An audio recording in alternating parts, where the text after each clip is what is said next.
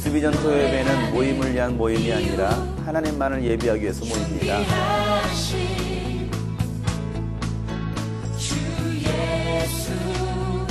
하나님은 지금 우리를 부르고 계십니다. 예배자로, 군사로, 제자로 설 수 있는 하나님의 다음 세대들.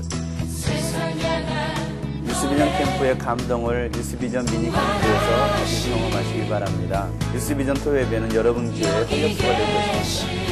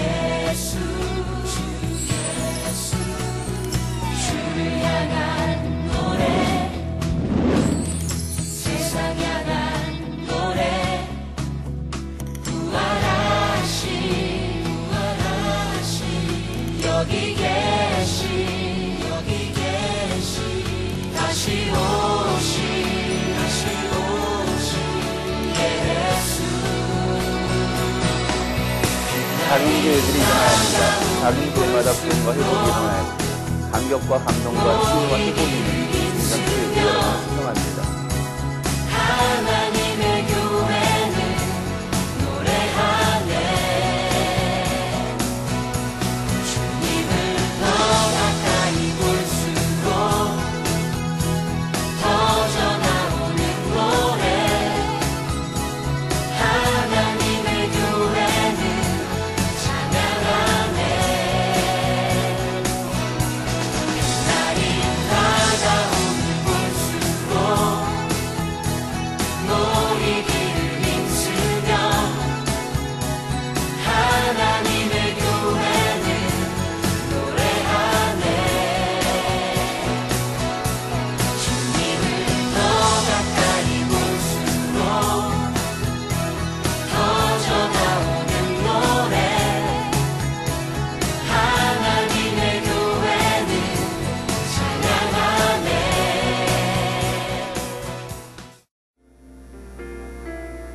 우리 다 함께 찬양합시다. 따스한 성령, 따스한 성령이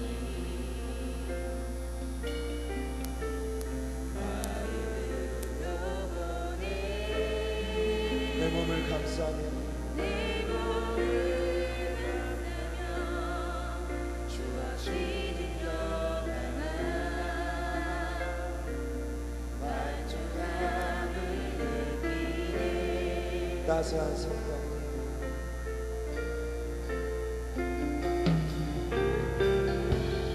따스한 성령이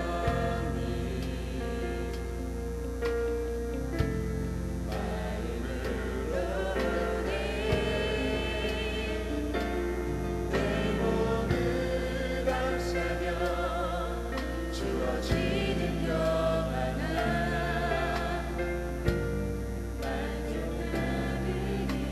아멘. 부르신 곳에서 나를 예배하니 어떤 상황에도 나를 예배하네. 부르신 곳에서 나를 예배하네. 어떤 상황에도 나를 예배하네.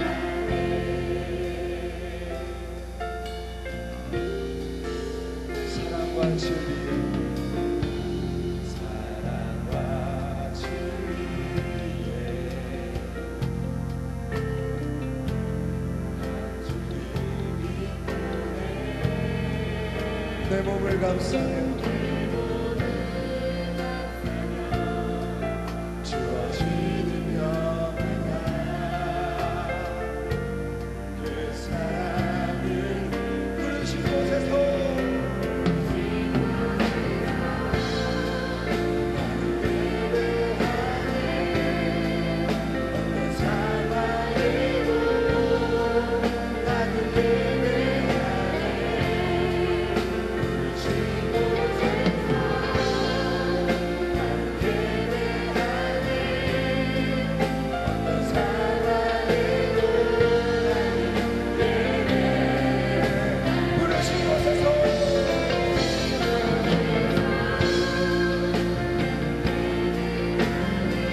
어떠한 상황에도 내가 주님을 예배합니다. 아멘. 부르신 곳에서 예배하네. 어떤 상황에도 나를 예배해.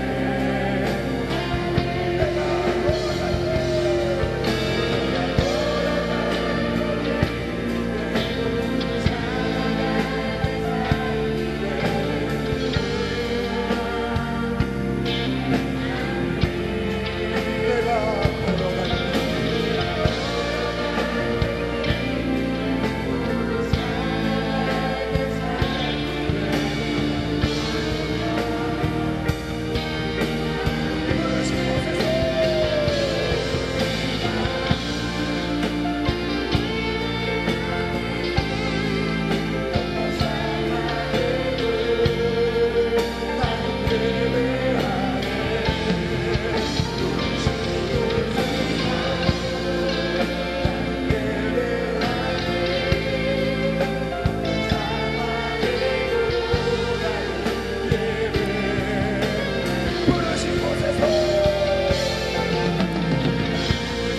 하나님 앞에 진실하게 고백하며 나아갑시다. 내가 어떠한 상황에서도 주님을 예배하는 사람이 되겠습니다. 부르신 곳에서 예배하네. 어떤 상황에도 나를 예배하. 주님 여기 계시네.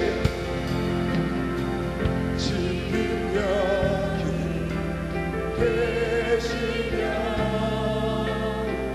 말씀해 주시는 하나님 내 삶의 역사하시니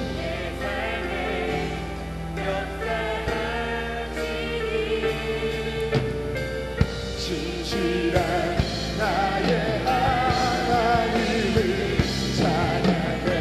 우리 목소리 높여서 지금 명해.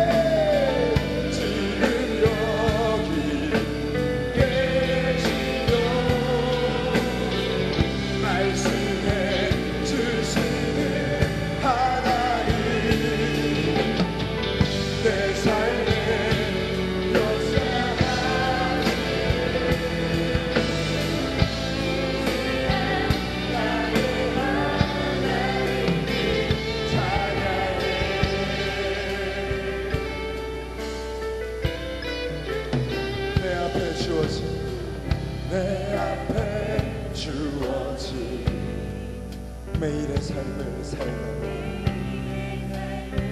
살다가 보면 그곳에 날 향한 섭리가 있다네. 매 순간 나에게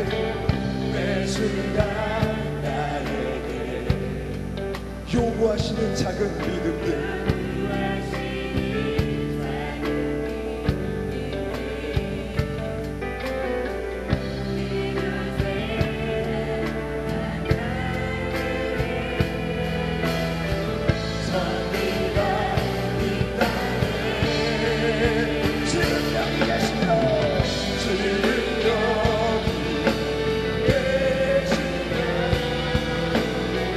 말씀해 주시는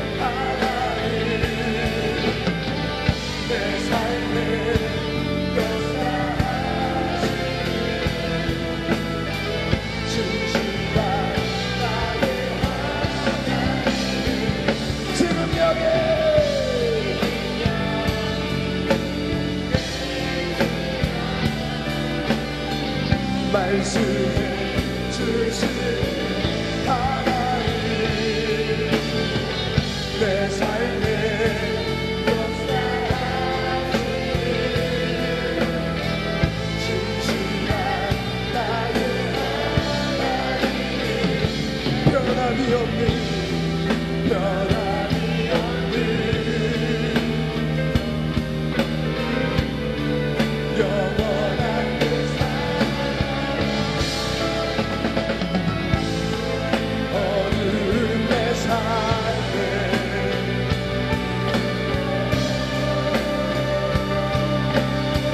지금 여기 계시네 지금 여기 계시네 말씀해 주시니 하나님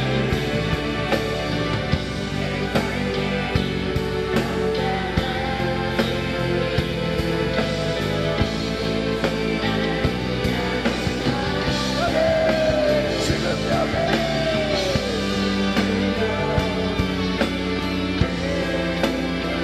믿음으로 고백하며 나아갑니다. 내 삶의 역사하시는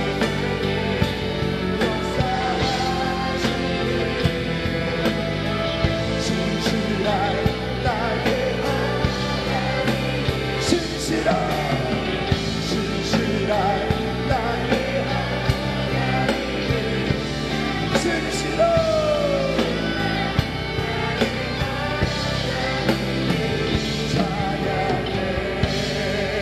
우리 하나님께 박수를 영광 올려드립시다. 하나님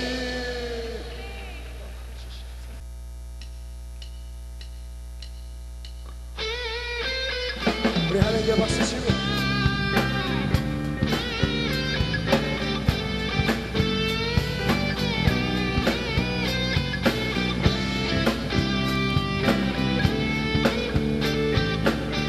예수보다 더 큰 사랑 예수보다 더 큰 사랑 그 누구도 줄 수 없네 우리에게 자유 주신 그 큰 사랑 예수보다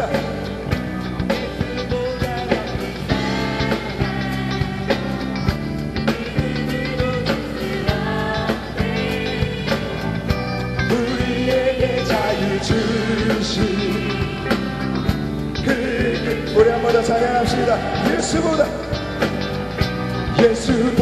더 큰 사랑 그 누구도 줄 수 없네 우리에게 자유 주신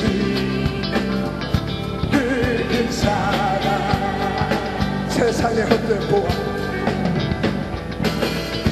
세상의 헛된 보아 또 사라지지만 영원한 주의 사랑 나의 맘에 남으리 예수보다 더 큰 사랑 그 누구도 줄 수 없네 우리에게 자유 주신 그 큰 사랑 찬양하세요.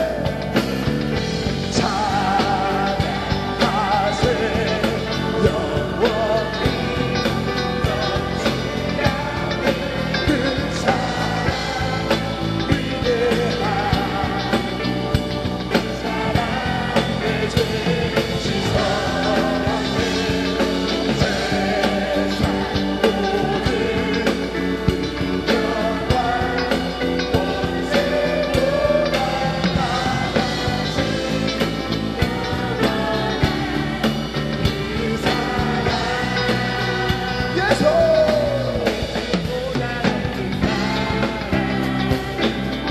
그 누구도 줄 수 없네 우리에게 자유 주신 그 큰 사랑 할렐루야 찬양하세요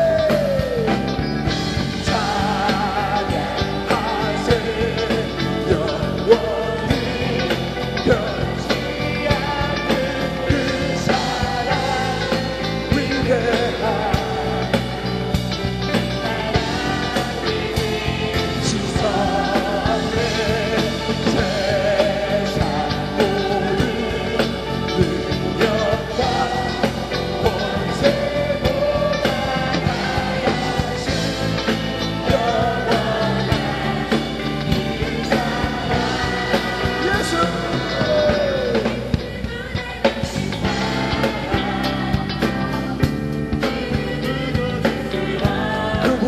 바꿀 수 없는 하나님의 크신 사랑을 우리가 만끽하면서 찬양합시다.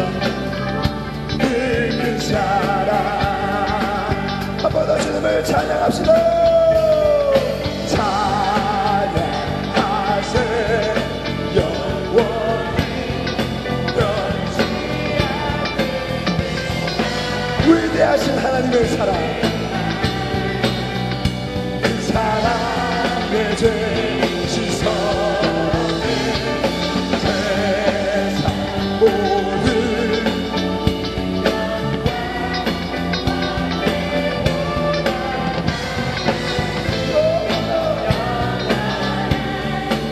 주님의 사랑을 사랑하여 예수보다 높은 사랑 그 누구도 줄 수 없네.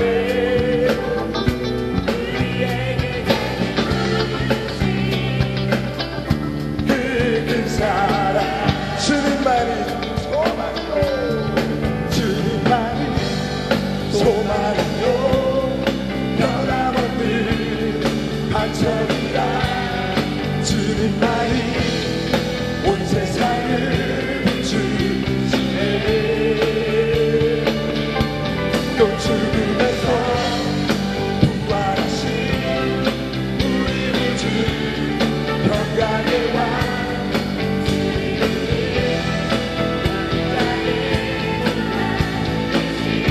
주를 믿네 주를 믿네.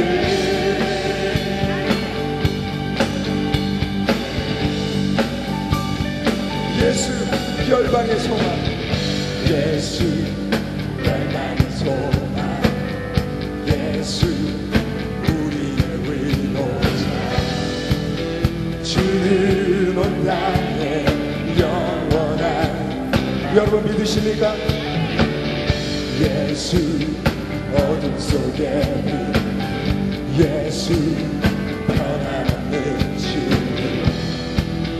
주는 온 땅에 빛이 되시네. 우리 위해 죽으시고 다시 사신 생명의 주 주님만의 우리의 소망이 되시네. 반석이라 주님만이 온 세상을 비추시네.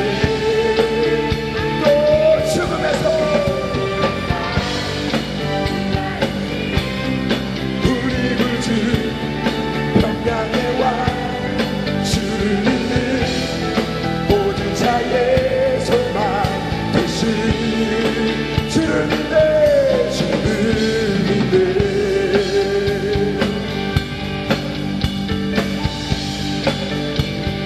예수 열방의 소망, 예수 열방의 소망, 예수 우리의 위로자.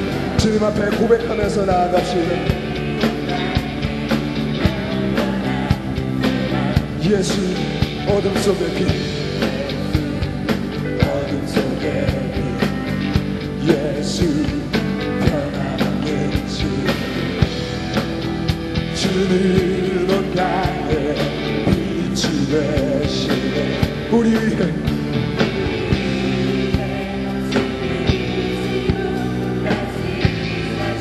우리 위해 주시고 우리 위해 주시고 다시 사신 생명 우리 위해 주시고 다시 사신 생명의 주 우리 위해 죽으시고 다시 사신 생명의 주 주님만이 소망이요 변함없는 반석이라 주님만이 온 세상을 주시네. 또 죽음에서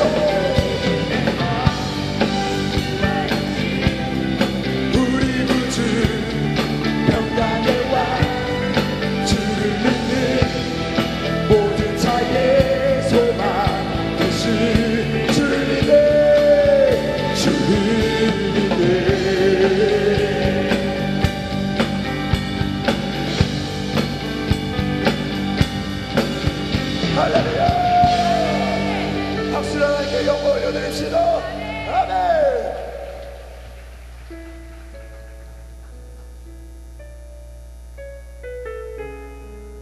우리 시간에 찬양하실 때 하나님 우리에게 주님의 마음을 허락하여 주시옵소서. 우리가 주님의 마음을 품고 살아가길 원합니다. 우리 고백하는 마음으로 찬양하겠습니다.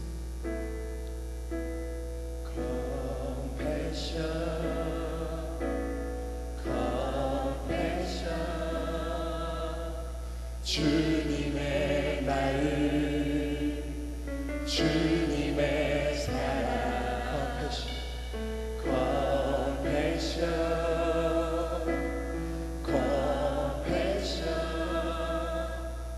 주님의 나를 주님의 사랑 내가 아픈 만큼 나도 아프고 내가 슬픈 만큼 나도 슬프다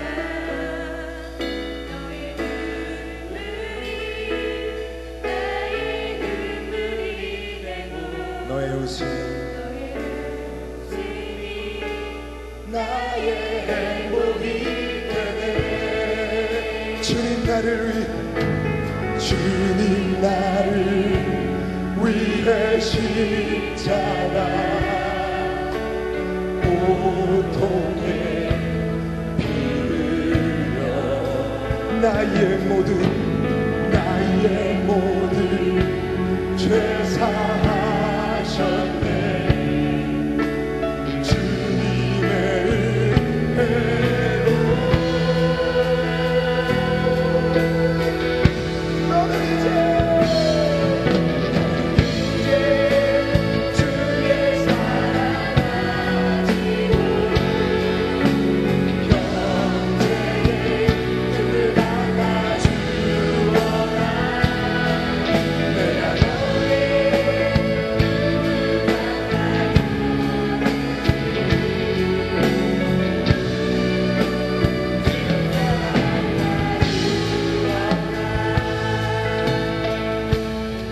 너의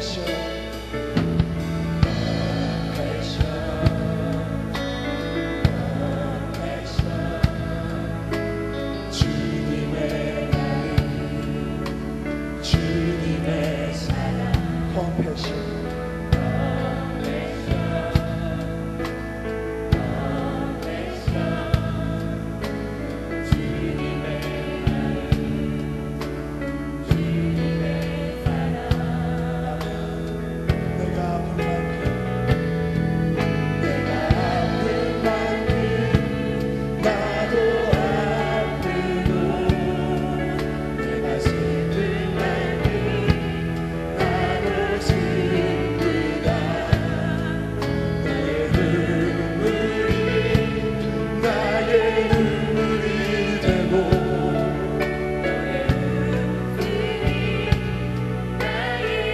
우리가 이 하나님의 마음을 소유하길 원합니다.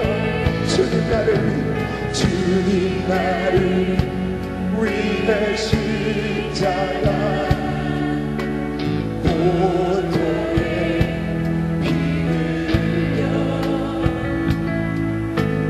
나의 모든 죄 사하셨네. 주님의 은혜로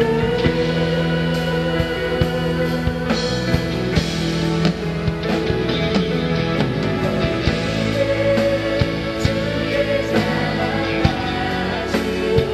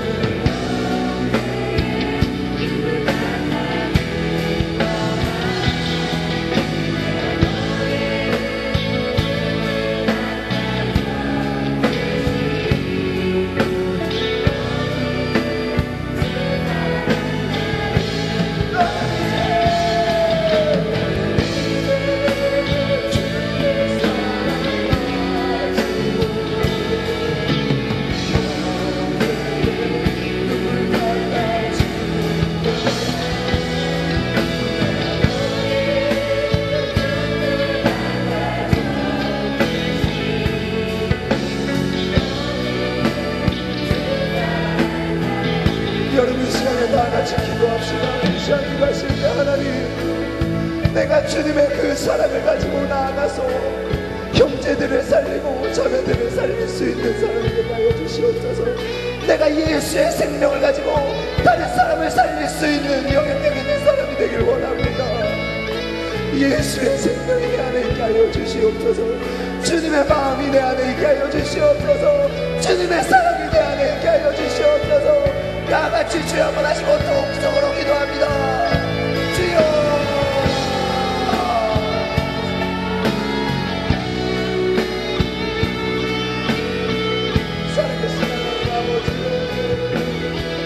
우리 안에 예수 그리스도의 사랑이 있길 원합니다. 예수의 마음, 예수의...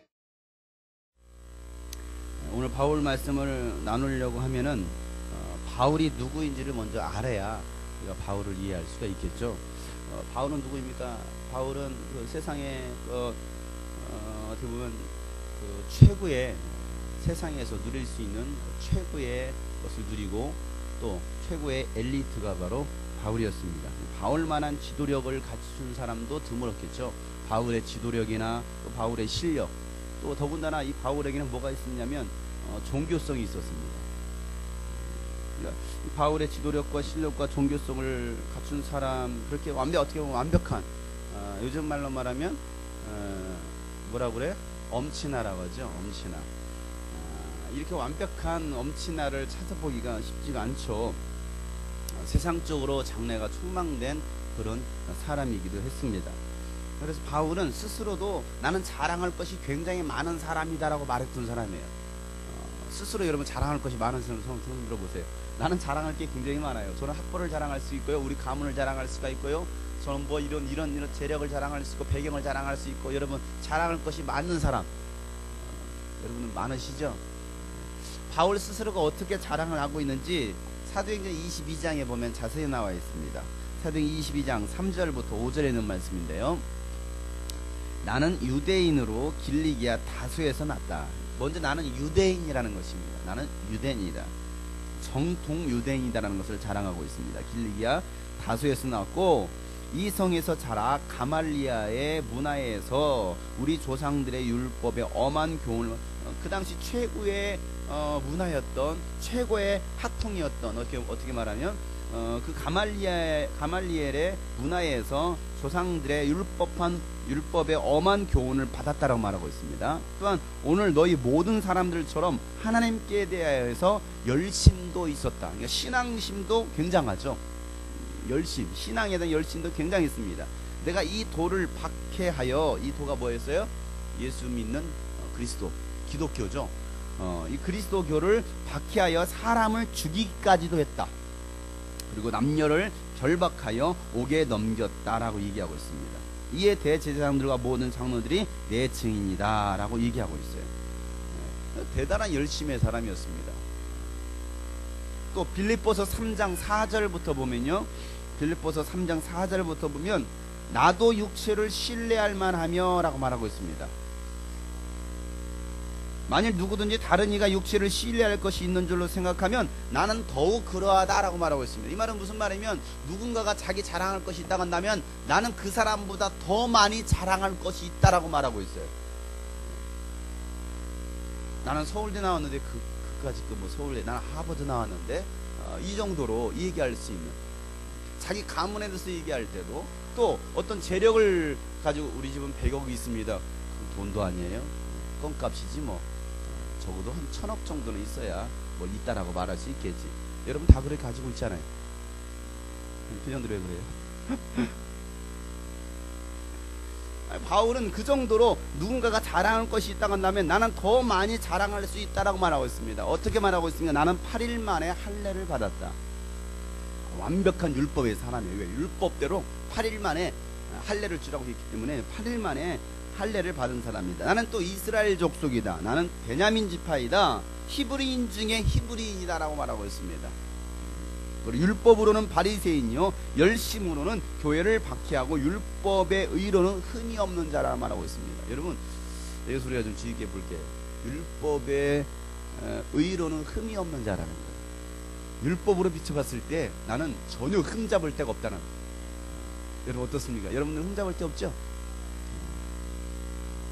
율법으로 봤을 때 이 성경 말씀을 비춰봤을 때 나는 전혀 흠잡을 데가 없다라는 거예요. 그 정도로 나는 완벽남이 완벽남.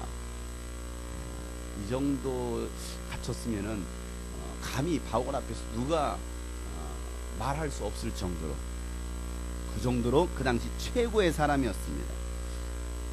스데반이 순교를 당할 당시에도 사울은 그 자리에 있었습니다. 어떻게 보면 그 스데반을 죽이는 데 있어서 큰 일을 담당했을지도 모르겠습니다. 그리고 주의 제자들에 대해서 여전히 유업과 살기가 아주 승승장구하죠. 오늘 이 말씀에도 보면 그런 말씀이 있어요. 자, 사도행전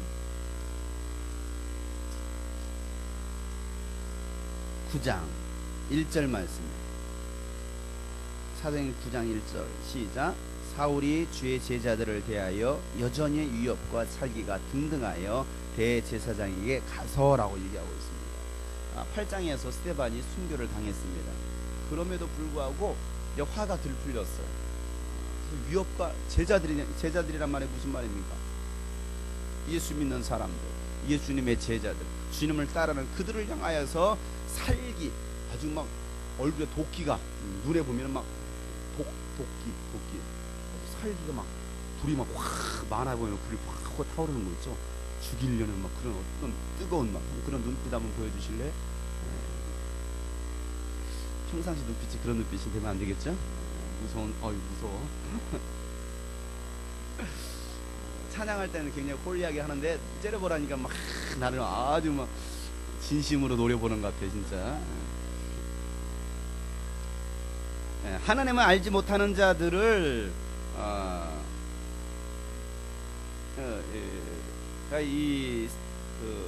바울이 사울이라는 청년이 하나님을 만났던 사람들, 예수님의 제자들을 죽이기 위해서 살기와 위협으로 아주 기세가 당당해가지고 이제는 그들을 더 죽이기 위한 철저하게 공모하려고 뭐 하냐면 이제는 그 공문을 대제사장한테 받으려고 그렇게 나가고 있는 장면이 바로 오늘 사도행전 9장에 있는 말씀이에요.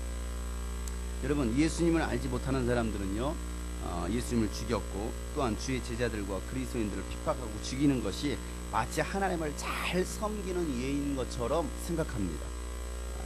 이 말씀을 예수님께서 하셨습니다. 요한복음 16장 2절부터 3절 말씀 보면 사람들이 너희를 추리할 뿐만 아니라 이렇게 말하고 있습니다. 너희들을 이 교회에서 쫓아낸다라는 거예요. 이 회당에서 쫓아낸다라는 것입니다. 이 모임 가운데 쫓아낸다라는 거예요. 그리고 때가 이르면 무릇 너희를 죽이는 자가 생각하기를 이것이 하나님을 섬기는 예라 하리라 말하고 있습니다. 그렇게 하는 것이 굉장히 열심과 종교성이 있다라고, 자신들이 믿고 있는 하나님에 대한 열심이 있다라고 생각할 것이라는 것입니다. 저희가 이런 일을 할 것은 아버지와 나를 알지 못합니다라고 말하고 있습니다. 하나님과 예수님이 어떠한 분인지를 모르니까 예수 믿는 사람들을 출교시키고 때로는 죽인다라는 거예요. 그리고 그것이 하나님을 향한 열심이다라고 생각하고 있다는 사실입니다. 여러분, 예수님을 만나고 성령 충만을 받고 나니까 이제 바울에 있어서 삶의 변화가 일어나죠. 자기가 가치 있다라고 생각했던 모든 것들을 이제는 배설물로 여깁니다. 그리고 주를 위해 모든 것들을 내려놓습니다. 빌립보서 3장 7절부터 보면 그러나 무엇이든지 내게 유익하던 것을 내가 그리스도를 위하여 다 해로 여길 뿐더러 라고 말하고 있습니다. 오히려 이것이 나에게 해가 된다는 거예요. 세상의 지식이, 세상의 것들이 나에게 과거에는 유익이 되었지만 이제는 나에게 도리어 해가 된다라고 말하고 있습니다. 또한 모든 것을 해로 여김은 내 주 그리스도 예수를 아는 지식이 가장 고상하기 때문이다라는 것입니다. 어떤 지식이? 예수를 아는 지식이 가장 고상한 지식이라는 거예요. 뭐가 여러분 가장 고상한 지식일까요? 세상에서는 뭐가 가장 고상하다고 생각해요? 네? 어떤 학문이? 네? 뭐가 가장 고상해요? 돈 많은 게 고상한 거예요? 아니에요. 세상에서는 철학이 가장 고상하다고 생각합니다. 신은 없다. 인간은 무엇인가? 나는 누구인가? 그러니까 그 세상적인 철학, 그 철학이 세상에서는 가장 고상한 학문이라고 생각합니다. 그랬던 모든 것들이 이제는 예수를 아는 지식이 가장 고상하다고 생각하고 이 세상 자신이 가지고 있던 그 모든 세상 학문들을 다 이제는 무엇으로 여기고 있어요? 해로 여기고 있다라고 말하고 있습니다. 내가 그를 위하여 모든 것을 잃어버리고 배설물로 여김은 그리스도를 얻고 그 안에서 발견되려 함이니라고 말하고 있습니다. 이 모든 것들을 내가 다 버리고 또 배설물로 여기는 것은 내가 예수를 얻고 그 안에서 예수 안에서 발견되려 합니다. 여러분 예수님 안에서 발견되시기를 바랍니다. 예수님 눈에 발견되시기를 바랍니다. 바울은 그걸 말하고 있습니다. 내가 가진 의의는 율법에 난 것이 아니라 이제는 오직 그리스도를 믿음으로 말미암은 것이니 믿음으로 하나님께 난 의의다라 말하고 있습니다. 과거에는 아까 뭐라고 자랑하고 있습니까? 내가 하나님의 율법으로 봤을 때는 내가 정말 의로운 자다. 하나님의 의로 봤을 때는 율법의 의로 봤을 때는 나는 완벽한 자다. 흠이 없는 자라고 말하고 있습니다. 그런데 그가 예수를 알고 난 다음에 고백이 무엇이에요? 이제는 율법의 의가 아니다. 나에게서 난 의가 아니라 이제는 예수 그리스도로 말미암은 믿음에서 난 의다라고 말하고 있습니다. 여러분 우리가 의인이 될 수 있는 것은 우리가 의로워질 수 있는 것은 율법의 행위가 아니라 오직 예수 그리스도를 믿는 믿음 안에서 여러분 의로워질 수 있는 걸 믿으시기 바랍니다. 그렇기 때문에 여러분 예수 안에 있는 것이 얼마나 중요한지 몰라요. 많은 사람들은 자신의 의로 자신의 행위로 도덕적인 어떤 삶을 통해서 의롭다라고 생각하는 사람이 있습니다. 그렇게 의롭게 살려고 하는 사람들이 있어요. 착한 일하고 선한 일하고 남한테 해 안 끼치고 그러면 자신이 의로워서 천국 갈 수 있다라고 생각하는 거예요.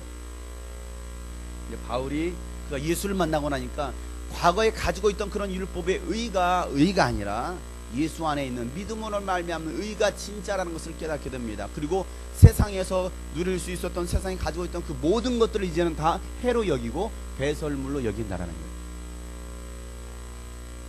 바울을 예수님을 만나고 나니까 그 삶의 이유와 목적을 분명히 압니다. 내가 무엇을 위해서 살아가는지, 내가 왜 태어났는지. 옆에 사람 물어봅시다. 왜 태어나셨습니까? 왜 살아갑니까? 물어보세요. 내가 태어난 이유와 내가 살아가야 될 이유를 분명히 알아야 되는데 바울은요 하나님께서 자신을 부른 이유를 알게 되었습니다. 그리고 내가 존재하는 그 이유와 목적을 분명히 알았습니다. 바울의 삶의 이유와 목적이 바로 사명입니다. 여러분의 삶의 이유와 목적이 바로 사명입니다. 이 사명을 발견하지 못하면 찾지 못하면 많은 사람들은 방황하게 되어 있다는 사실입니다. 빌립보서 3장 10절부터 보면 내가 그리스도와 그 부활의 권능과 그 고난의 참여함을 알고자 하여 그의 죽으심을 본받아 어떻게 해서든지 죽은 자 가운데서 부활에 이르려 하노니 내가 이미 얻었다함도 아니요 온전히 이루었다함도 아니라 오직 내가 그리스도 예수께 잡힌 바 된 그것을 잡으려고 달려가노라. 형제들아 나는 아직 내가 잡은 줄 여기지 아니하고 오직 한 일 즉 뒤에 있는 것은 잊어버리고 앞에 있는 것을 잡으려고 표대를 향하여 그리스도 예수 안에서 하나님 위에서 부르신 그 부름의 상을 위하여 달려간다라고 얘기하고 있습니다. 이 빌립보서 3장에 있는 말씀에 보면 바울이 나는 달려간다라는 말을 쓰고 있습니다. 반복해서 쓰고 있습니다. 무엇을 위해서? 주님께서 부르신 그 사명, 목적을 위해서. 자신의 삶의 이유와 목적을 위해서, 사명을 위해서 달려간다라는 것입니다. 바울은 이제 분명한 것을 깨달았습니다. 과거에는 잘못된 것을 따라갔죠. 잘못된 목적을 향하여서 갔습니다. 인생의 방향이 틀어졌던 거예요. 그러나 그가 예수를 만나고 나니까 자신의 사명이 무엇인지 알았습니다. 내가 무엇을 위해 살아가는지를 분명한 이유를 알았습니다. 여러분 사명이 있어야 달려갈 수 있습니다. 인생의 목적, 사명이 없으면, 비전이 없으면 달려갈 수가 없어요. 여러분들은 지금 무엇을 위해서 여러분 달려가십니까? 무엇을 위해 여러분 살아가십니까? 무엇을 위해서 공부하시고 무엇을 위해 돈을 버시고 무엇을 위해서 우리가 지금 밥을 먹느냐 이거예요. 그 분명한 이유가 비전이 사명이 없는 사람들은 그 시간들을 갖다가 허무하게 보낼지도 모르겠습니다. 아무 의미 없이 보낼지도 모르겠습니다. 바울은 그 부르심의 상을 바라봤기 때문에 어떤 어려움이 있어도 자신의 인생에 수많은 그 어려운 문제들이 있었을 때 그들은 달려갈 수 있었다라는 사실입니다. 바울의 인생을 보면 어떤 폭풍 전야와 같은, 밖에 지금도 비가 엄청 내립니다. 앞에 보이지 않을 정도 비가 많이 내려요. 지금 이 경기 일대 이쪽 지역이 지금 지금 엄청나게 지금 폭우가 쏟아지고 있어요. 번개도 치고 그런 암울한 폭풍 전야와 같은 그런 상황에서도 인생에 있어서 앞이 깜깜하고 보이지 않는 그런 상황 속에서도 그가 달려갈 수 있었던 것은 무엇입니까? 그 안에 분명한 사명이 있었다는 사실이에요. 그 사명이 있었기 때문에 그는 포기하지 않습니다. 확실한 사명이 바울을 그 길로 끌고 가고 있다는 사실이에요. 바울의 사명, 바울의 달려갈 길이 무엇이었을까요? 그것은 바로 영혼 구원이에요. 자, 오늘 이 사도행전 9장 15절 말씀에 보면 주께서 이르시되 가라, 이 사람은 내 이름을 이방인과 임금들과 이스라엘 자손들에게 전하기 위하여 택한 나의 그릇이다. 그가 내 이름을 위하여 얼마나 고난을 받아야 할 것을 내가 그에게 보이리라 하시니라 말하고 있습니다. 바울이 이제 예수 믿는 사람들 잡아 죽이기 위해서, 제자들을 잡아 죽이기 위해서 다메섹을 향해서 가고 있었습니다. 공문을 띠러 가고 있었습니다. 근데 그 다메섹 길가에서 갑자기 하늘에서 음성이 들립니다. 사울아 사울아 어찌하여 네가 나를 비방하느냐. 우레 같은 소리가 들렸습니다. 많은 사람들은 그 소리가 무슨 소리인지 제대로 알아듣지 못했습니다. 그런데 분명한 것은 바울의 귀에는, 사울의 귀에는 분명한 주의 음성이 들리더라는 사실입니다. 네가 어찌하여 나를 비방하냐. 누구십니까? 네가 비방하는 예수다. 그 순간 그 사울은 어떻게 됩니까? 두 눈이 멉니다.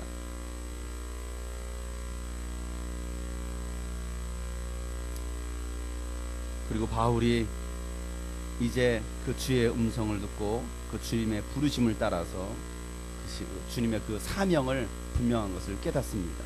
그 사명이 무엇이냐면 예수 그리스도의 이름을 이방인과 임금들과 이스라엘 자손들에게 전하라는 것입니다. 그 일을 위해서 내가 너를 택했다라고 말하고 있어요. 너는 나의 택한 그릇이다. 그리고 너는 내 이름 때문에 수많은 고난을 받게 될 것이다 라고 말하고 있습니다. 사도행전 13장 47절 말씀에도 주께서 이같이 우리에게 명하시되 내가 너를 이방의 빛으로 삼아 너로 땅끝까지 구원하게 하리라 하셨느니라 라고 말하고 있습니다. 너를 이방의 빛으로 삼아서 너로 땅끝까지 구원하게 할 것이다 라고 말하고 있습니다. 이게 바로 바울에게 주신 사명이었습니다. 이방인의 구원을 위해서 부르신 하나님의 소명을 이제 바울은요 확신합니다. 그 부르심을 위해서 목숨조차도 아끼지 않다라는 것입니다. 그리고 자신이 지금까지 소중하다라고 생각했던 모든 것들을 이제는 다 내려놓을 수 있게 되었던 것이에요. 왜? 더 귀한 것을 발견했으니까. 사람은요 소중하다라고 생각하는 것을 잡습니다. 나에게서 정말 소중하다라고 생각하는 걸 잡는 거예요. 보세요. 여기 이 손에, 이쪽 손에 10,000원짜리가 있고 이쪽 손에 1,000,000원짜리 수표가 있습니다. 여러분 뭘 잡으시겠습니까? 왜? 왜 그래요? 예? 뭐가 더 소중하다고 생각해요? 1,000,000원이 더 소중하다고 생각해요. 10,000원짜리하고 1,000,000원짜리 수표를 갖다가 페리맥에 갖다 놓으면 뭘 잡을까요?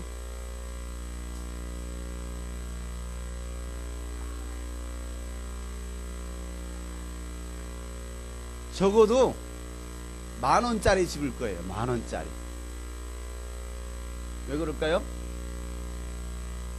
그리고 500원짜리하고 10,000원짜리를 갖다 놓고 한겨레한테 집으라면 뭘 집을까요?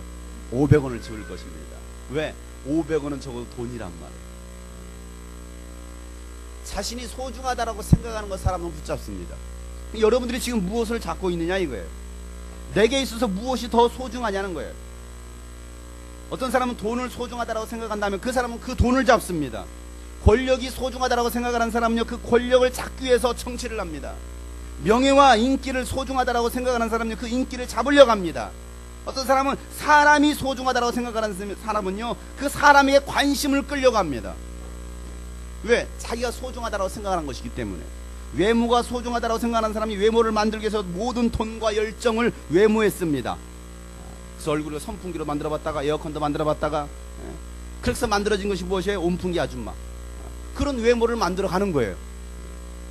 머리에도 노란 물 들였다, 빨간 물 들였다, 파란 물 들였다, 하얀 물 들였다, 7색깔 무지개 만들어봤다가 때로는 벼락 맞은 소나무 머리처럼 통 터진 머리도 해봤다가 때로는 소가 핥아놓은 머리처럼 쫙 붙여봤다가 별의별 짓 다 해보는 거예요.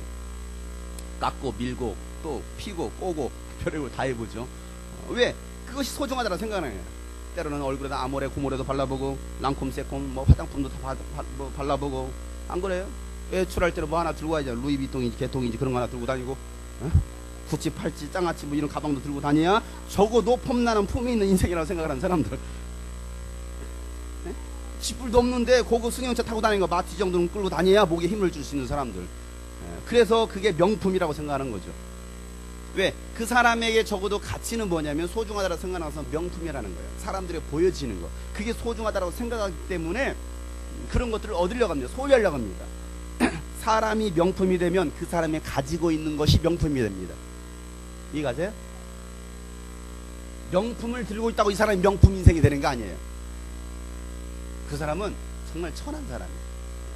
그럼 내가 정말 명품이 되면 아무것도 아닌데 그걸 들고 있는 것이 명품이 되는 거예요. 김연아 손에 들려지면 대박 납니다. 왜? 김연아가 이미 그는 명품 인생이 됐기 때문에. 그러니까 싼 것을 들고 있어도 그 김연아가 들고 있다고 하면 이건 대박 나는 거라 이 말이에요. 근데 김연아가 안 들고 이걸 누가 들고 있느냐? 알아서 생각하세요.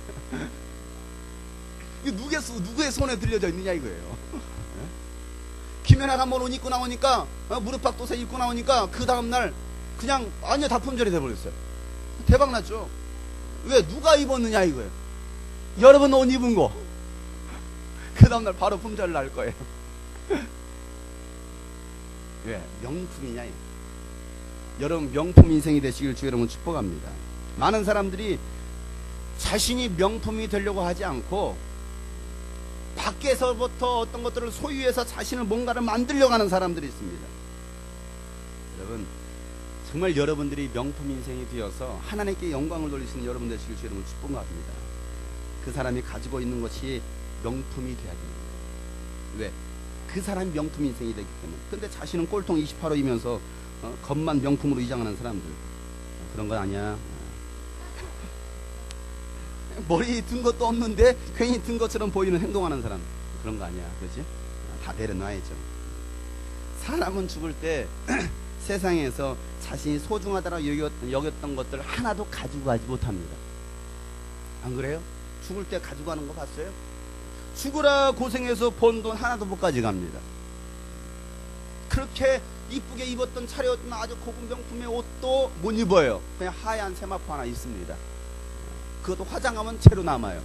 남는 거 아무것도 없어요. 아니 그렇게 소중하다고 생각했던 거 그냥 껴입고 가지. 가방 다 챙기고 귀걸이하고 코걸이하고 뭐 다 하지. 그러고 가지 그러면은.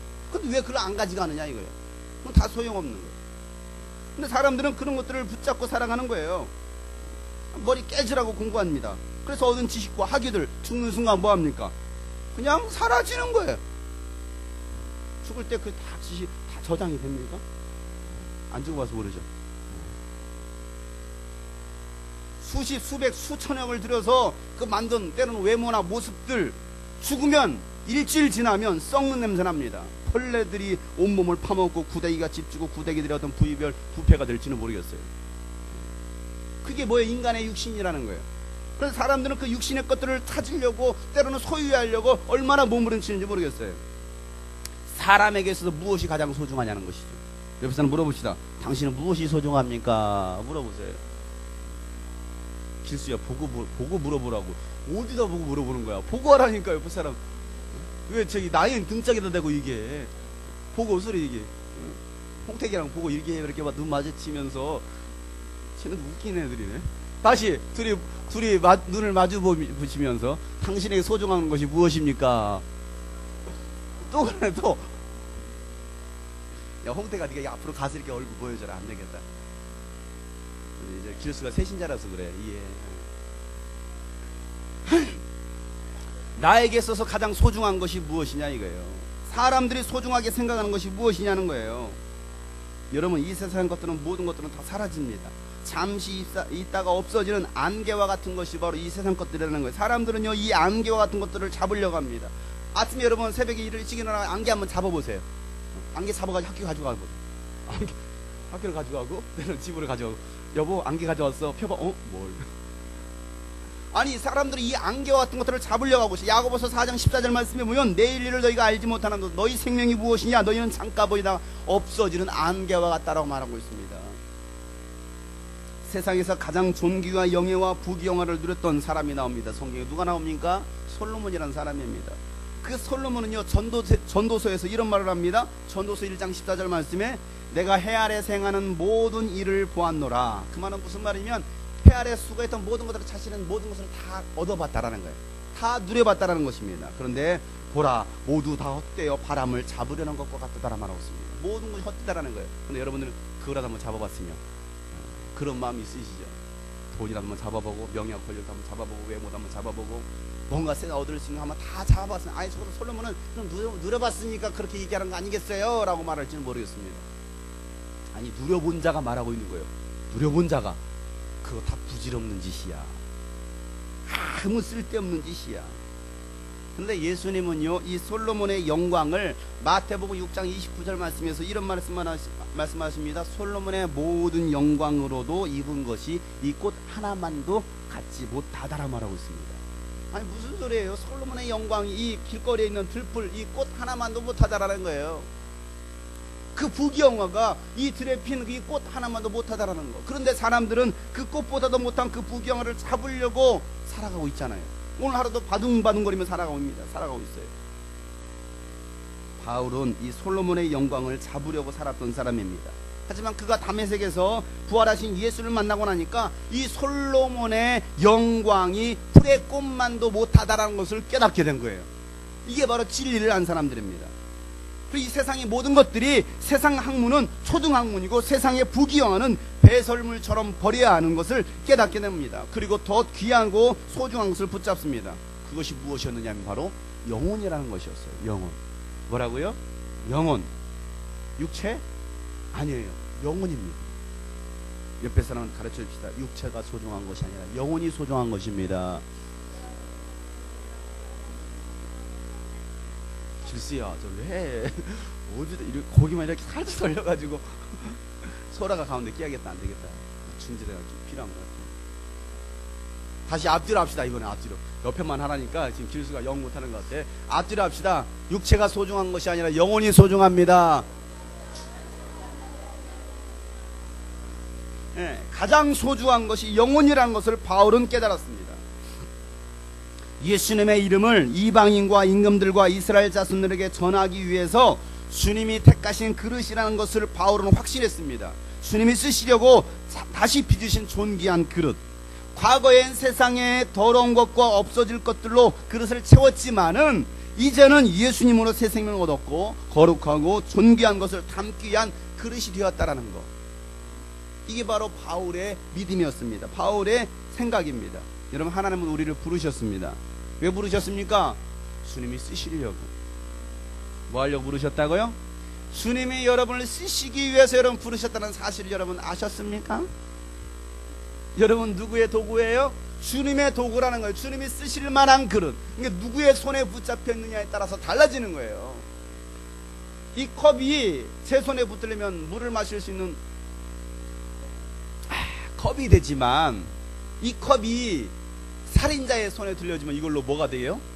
무기가 되는 거예요. 사람을 이걸로 찍어서 죽일 수도 있어요. 누구의 손에 붙들리냐에 따라서 같은 그릇이지만 쓰이는 용도가 완전히 달라집니다. 요리사에게 칼이 들려지면 훌륭한 제빵왕 오타쿠가 될 수 있어요. 그런데 이 손이 강도의 손에 들려지는 순간 뭐가 되는 거예요? 흉기로 바뀌는 거예요. 아름다운 요리가 만들어질 수 있지만 어떤 사람에게는 이것이 돌이킬 수 없는 무기로도 바뀔 수 있다는 사실. 여러분, 주님의 손에 붙들리시길 주 여러분 축복합니다. 하나님은 우리를 쓰시려고 귀한 그릇으로 부르셨다는 사실입니다. 주님께서 원하시는 대로만 내어드리기만 한다면 하나님은 여러분을 마음껏 쓰실 것입니다. 여러분, 하나님께서 마음껏 쓰실 수 있도록 우리 자신을 깨끗하게 비워드리시길 주 여러분 축복합니다. 디모데후서 2장 20절부터 보면 이런 말씀이 기록되어 있습니다. 다 찾았죠? 디모데후서 2장 20절 말씀. 큰 집에는 금그릇과 은그릇뿐 아니라 나무그릇과 질그릇도 있어 귀하게 쓰는 것도 있고 천하게 쓰는 것도 있나 아니라고 말하고 있습니다. 여러분 집에도 그릇들이 많이 있을 거예요. 있죠? 큰 그릇도 작은 그릇도 큰 그릇은 없죠?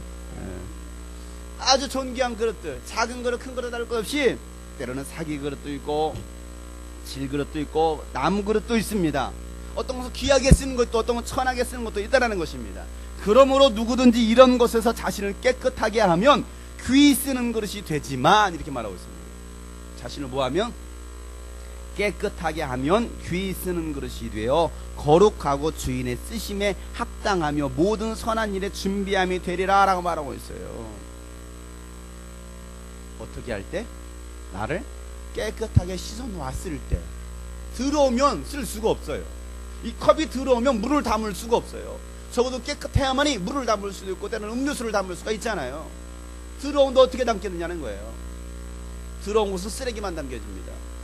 가끔 뒤에 보면 컵을 갖다 씻지도 않고 그냥 컵을 놔두는 경우가 있어요. 거기다 제가 무엇을 담냐면 쓰레기를 담습니다. 휴지를 담기도 하고 막 종이를 담아요. 아니 물을 담을 수 있는 왜 컵이 왜 쓰레기를 담는 쓰레기통이 되느냐 이거예요. 뭐하지 않아서? 씻지 않아서, 깨끗하게 하지 않아서, 거룩하게 하지 않아서.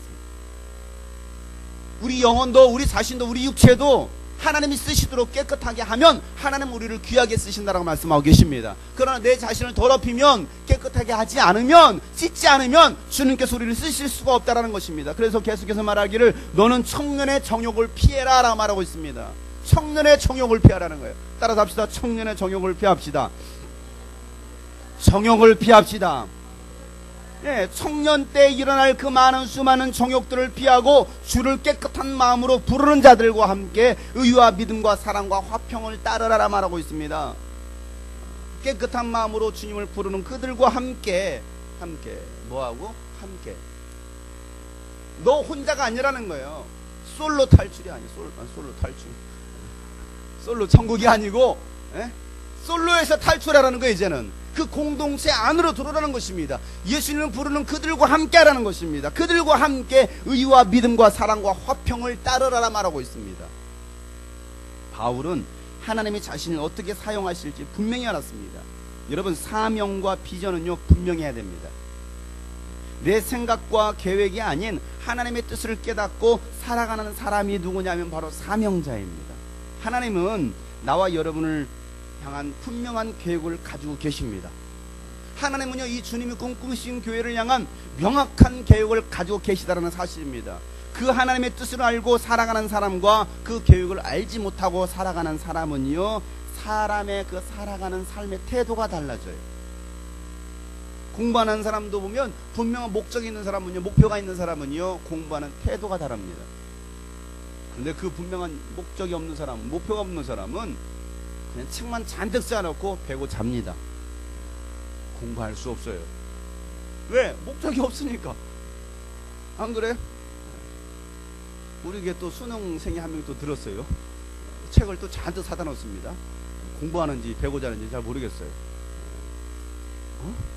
아니 이게 다 그런 거지. 본인이 아니면 됐잖아. 왜 그래? 그럼 다음부터 보지 말아요? 그러니까 공부하는 분명 목적이 있는 사람, 방향이 있는 사람은요 공부가 재미있는 거예요. 공부가 세상에서 제일 쉬웠어요. 그런 말을 합니다. 가끔 거짓말하는 사람도 있어요. 왜? 분명한 목적이 있으니까. 돈 버는데도 분명한 목적이 있는 사람은요 돈 버는 게 힘들어도 육체는 힘들어도 재밌는 거예요. 즐거운 거예요. 열심을 내는 거예요. 왜? 이 내가 돈을 벌어서 어디에 쓸지가 분명하니까. 여러분 우리가 하나님의 뜻을 분명히 알아야만이 우리가 살아가는 태도가 달라질 수 있다는 얘기입니다. 신앙생활하는 모습이 달라질 수 있다는 것입니다. 개인이나 교회나 하나님의 뜻하신 바를 알고 그 뜻대로 살아갈 때 그 사람이 잘 살아가는 사람입니다. 누가 잘 사는 사람인가? 누가 성공한 사람인가? 돈 많은 사람, 힘 있는 사람, 학벌 좋은 사람이 잘 살고 성공한 사람이 아닙니다. 하나님의 뜻을 알고 그 뜻에 순종하고 그 뜻을 이루는 사람이 잘 산 사람이에요. 그 사람이 바로 성공적인 인생을 살아간 사람입니다. 여러분 잘 사십니까? 잘 사십니까? 그 사람 물어봅시다. 그 사람은 당신은 잘 살고 계십니까? 과연 우리는 잘 살고 있느냐 이거예요. 잘 사는 사람이 어떤 사람이라고요? 하나님의 뜻을 알고 그 뜻에 순종하고 그 뜻을 뭐하는 사람이라고요? 이루는 사람. 따라서 합시다. 하나님의 뜻을 알고 하나님의 뜻에 순종하고 그 뜻을 이루는 사람. 그 사람이 뭐한 사람이라고요? 잘 산 사람. 돈 많은 사람이 아니고 힘 있는 사람이 아니고 명예와 권력을 가진 사람이 아니고 좋은 학벌을 가지고 있는 사람이 잘 산 사람이 아니라 하나님의 뜻을 알고 그 뜻에 순종하며 그 뜻을 이룬 사람이 잘 산 사람이라는 거예요. 스데반은요 복음 증거하다가 순교당했습니다. 개죽음이죠. 그러면은 세상적인 눈으로 봤을 때 이건 개죽음이라 이 말이에요. 교회 다니다가 죽었네. 교회 다니다가 쫄딱 망했네. 가끔 세상 사람들 그런 말을 합니다. 야 교회 다니는 사람 뭐 쫄딱 망하더라.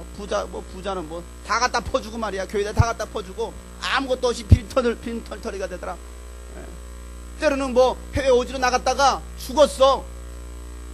이슬람 군가 가지고 죽었어. 피랍 당했어. 개죽음 당했어. 그런 말들을 합니다. 그런 비난들을 합니다. 왜? 그들은 무엇이 잘 사는지를 모르는 거예요. 스데반이 복음 증거다가 순교당했다고 한다면 세상 사람들은 비웃는 거예요. 왜? 이건 개죽음 당한 것이고 이 실패한 인생이니까. 그런데 그 어느 누구보다도 성공한 사람, 그 어느 누구보다 잘 산 사람이 누구냐면 스데반입니다. 아주 짧게 굵게 산 사람입니다. 무엇을 위해서? 복음을 위해서. 누구를 위해서? 예수님을 위해서. 누가 그랬다고요? 왜 스데반만 그러라고 하냐 이 말이야. 누가 그랬다고요? 예, 나중에 여러분 비석에 잘 살았다 딱 하나 더 있지. 누구를 위해서? 예수를 위해서. 근데 여러분 비석에서 먹고 싸고 낳고 죽다 이것만 써지면 안 되잖아요. 몇 년도 출생, 몇 년도 뭐 사망, 이것만 쓰지면 안 되잖아요. 멋있게 정말 그리스도의 사람이었다라고, 예수의 제자였다라고, 성도였다라고. 여러분 잘 사는 사람 되시길 축복합니다. 그 사람이 바로 행복한 사람이에요. 죽는 순간에도 그의 표정을 보니까 어떤 표정이었어요? 천사의 얼굴 같은 표정. 천사의 얼굴. 옆에 사람 관상 좀 봐주세요. 얼굴이 지금 천사의 얼굴. 빨리 봐. 두 사람들 다 봐. 안무 빨리 길수야 봐. 제발 길수야 뭐라고. 말을 오늘 길수 때문에 여기 돌아가는 순간 갑자기 길수는 보라면 이럽니다. 자, 옆에 사람 인사하세요. 45도도 아니에요. 딱 25도 정도. 자, 옆에 사람과 천사의 표정, 천사 얼굴 한번 지어주세요. 천사의 얼굴 같은 사람. 빨리. 썩소 날리지 말고, 제발. 네. 천사의 얼굴. 진호야, 타락한 천사 얼굴 말고, 빨리. 천사.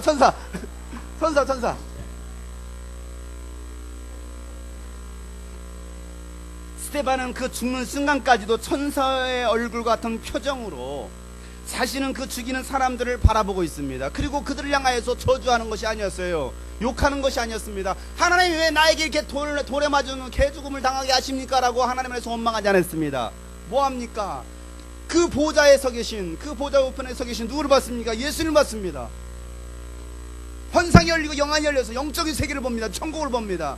예수님 봅니다. 그리고 자신을 향해 돌을 던지고 있는 그 사람들을 뭐라고 말하고 있습니까? 용서해달라고 중보하면서 행복한 죽음을 맞이합니다.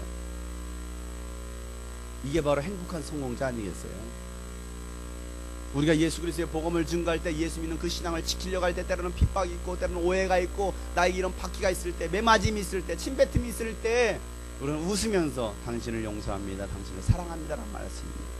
예전에 얘기했던 것처럼 북한에서 공개 채용당하는 그 현장 속에서 14살 먹은 그 아들이 엄마 고마워요, 나 예수 믿고 천국 가게 해줬잖아요, 너무나 감사해요.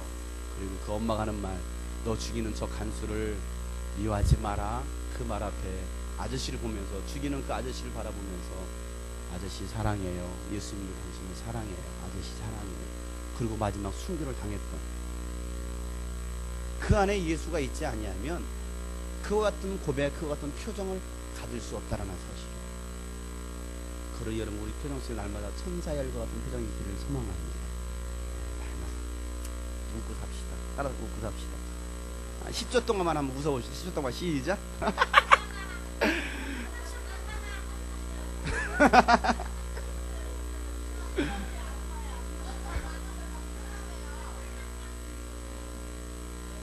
재석이 웃으라 했더니 머리만 착 만들고 있어. 이렇게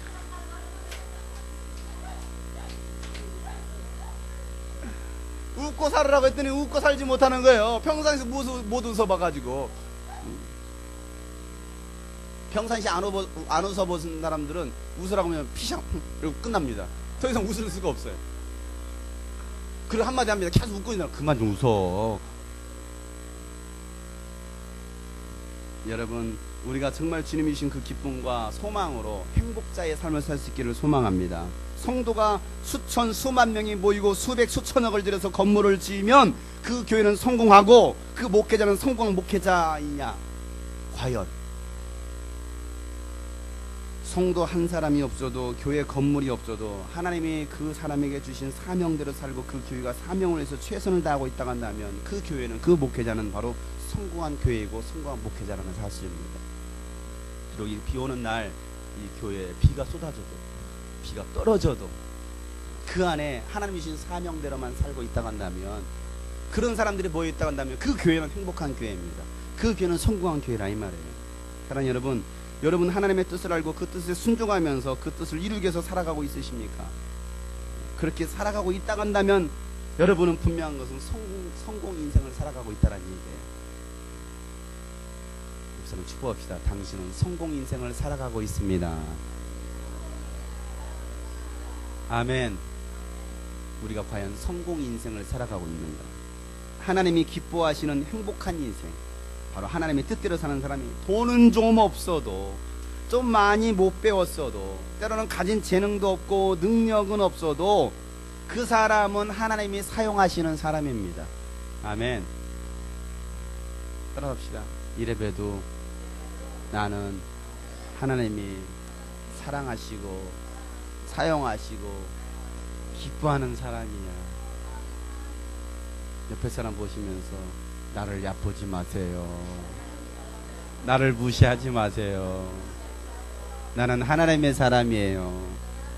나는 성공한 사람이에요.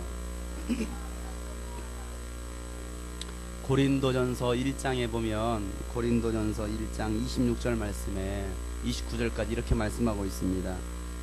형제 자매 여러분, 여러분이 부르심을 받을 때에 그 처지가 어떠하였는지 생각해 보십시오 라고 말하고 있습니다. 여러분, 우리가 예수님 앞에 나왔을 때 내 처지가 어떤가 한번 생각해 보세요.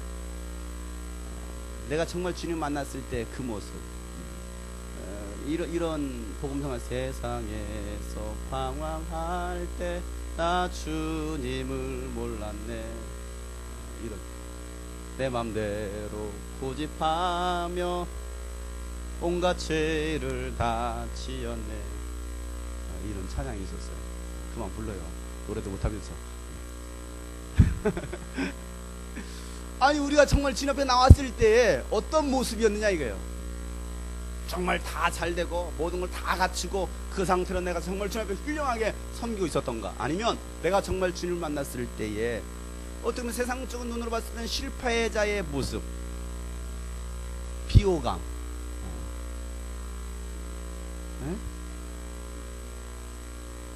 세상적으로 봤을 때 과연 너의 모습이 어떠했는가? 육신의 기준으로 보아 지혜 있는 사람이 많지 않고, 아멘. 권력 있는 사람이 많지 않고, 아멘. 가문이 훌륭한 사람이 많지 않았습니다. 아멘. 아닌가 보네, 여러분들은. 아니었어요? 그럼 바꿔서 말해야 돼요? 다 지혜가 많고 권력 있고. 다시 한번 해봐야지. 지혜 있는 사람이 많지 않고 권력 있는 사람이 많지 않고 가문이 훌륭한 사람이 많지 않았습니다. 그런데 하나님께서는 지혜 있는 자들을 부끄럽게 하시려고 세상에 어리석은 사람을 택하셨으며 강한 자들을 부끄럽게 하시려고 세상에 약한 사람을 택하셨습니다. 하나님께서는 세상에 비차는 것과 멸시받는 사람을 택하셨으니 곧 잘났다라고 하는 것들을 없애시려고, 아멘. 잘났다라고 하는 것들을 없애시려고. 나 지금 성경에 써있는 걸 읽고 있는 거예요. 자칭 잘났다고 하는 것들을 없애시려고 아무것도 없는 것들을 택하셨습니다. 그것은 아무도 하나님 앞에서는 자랑하지 못하게 하시려는 것이다 라 말하고 있습니다. 나 가진 재물 없으나 나 가진 재물 없으나 나 가진 재물 없으나 계속 가진 게 없어요. 아무것도 가진 게 없어. 아무것도. 그런 사람들을 택하셔서 뭐 하려고? 이따라고 생각하는 사람들, 이따라고 말하는 사람들 큰 코 한번 꺾어보려고. 예? 근데 여러분 걱정하지 마세요. 아멘.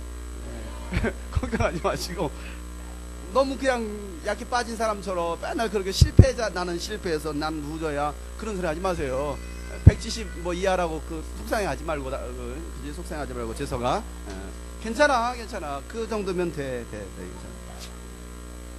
왜요? 사람 뭐 하나님이 말씀하지 없는 것들을 택하사 이따라가 말하는 것들을 뭐 하시려고? 없애시려고, 그냥 없애시려고. 그러니까 여러분, 세상 사람 믿지 않는 사람 잘 나가는 거 부러워하지 마세요. 가진 거 부러워하지 마세요. 나중에 지나고 나면 다 어느 순간인가 다 떨어져 있다니까.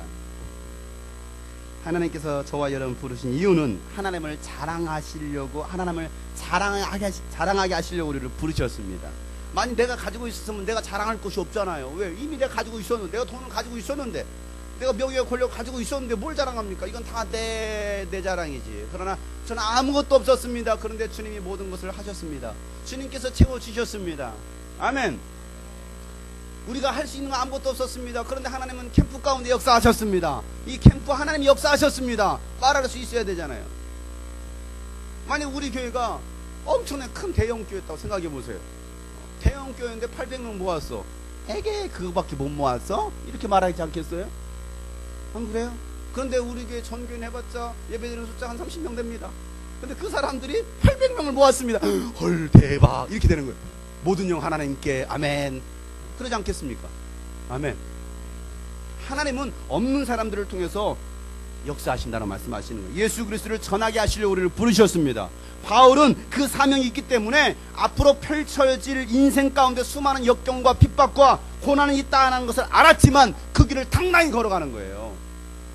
자, 사도행 21장에 보면 여러 날 머물러 있더니 아가보라 하는 한 선지자가 유대로부터 내려와 우리에게 와서 바울의 띠를 가져다가 자기 수족을 잡아매고 말하기를, 성령이 말씀하시되 예루살렘에서 유대인들이 이같이 이 띠 임자를 결박하여 이방인의 손에 넘겨주리라 하거늘, 우리가 그 말을 듣고 그곳 사람들과 더불어 바울에게 예루살렘으로 올라가지 말라 권하니, 바울이 대답하여 여러분이여 어찌하여 울어 내 마음을 상하게 하느냐. 나는 주 예수의 이름을 위하여 결박당할 뿐만 아니라 예루살렘에서 죽을 각오도 하였노라.